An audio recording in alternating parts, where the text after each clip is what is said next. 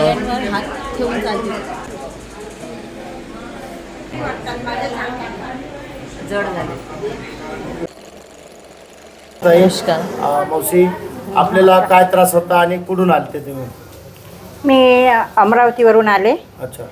मला 2-3 वर्ष झाले असं खाली 15-20 मिनिट बसलं की अकळावा येते माझ्या पायाला. नंतर 5 मिनिट उभं राहावं लागते. नंतर एक पाऊल 2-3 वेळा टाकावं लागते. अच्छा. तेव्हा कुठं मला चालता येते. बरं. हां हां. आता आपण उपचार केला. उपचार केल्यानंतर आता काय वाटलं? आता मला तेव्हाच फरक वाटला. लगेच फरक हो वाटला? लगेच फरक वाटला. आता किती टक्के आराम वाटतंय तुम्हाला? पण 60% तर आहेच मला. 50-60% आराम. हो हो हो. तर तुम्हाला काय त्रास होता आणि आता काय होतं? जो माझा जॉब आहे, मी प्रोफेसर आहे. सो माझं वॉकिंग आणि स्टँडिंग जॉब आहे. बरोबर. त्यामुळे मला पोटऱ्या ज्या आहेत त्यामध्ये अकडावा येतो आणि जास्त वेळ जर उभं राहिलं तर मला पूर्ण पायाला सुजन येतं आणि इथे जास्त दुखतं टाचेला. बरोबर. सो आत्ता थोडं मला मोकळं वाटतंय, नाहीतर माझ्या पायाला असे गोळ्याल्यासारखं वाटतं. म्हणजे मला जड वाटायचं. कडकपणा वाटत हां, असेल. कडकपणा.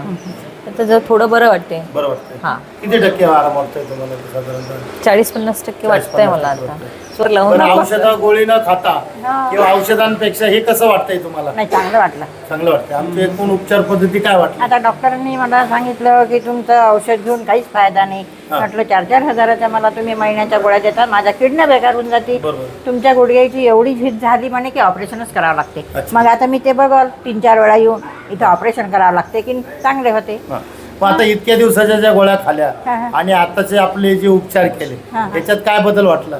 नाही, इथल्या उपचारामुळे मला बदल वाटला, पण त्या जो गोळ्याने टाइम स्पॅन होता ना तिचा, की बसल्यानंतर तिला आता हे थोडं उभं नक्कीच राहावं फरक लागत पडेल होतं. तुम्हाला. हो, पडेल. पण 4-5 वेळेस तुम्हाला हो यावं हो येईल ना, लागेल. येईल. ठीक आहे, धन्यवाद. थँक्यू.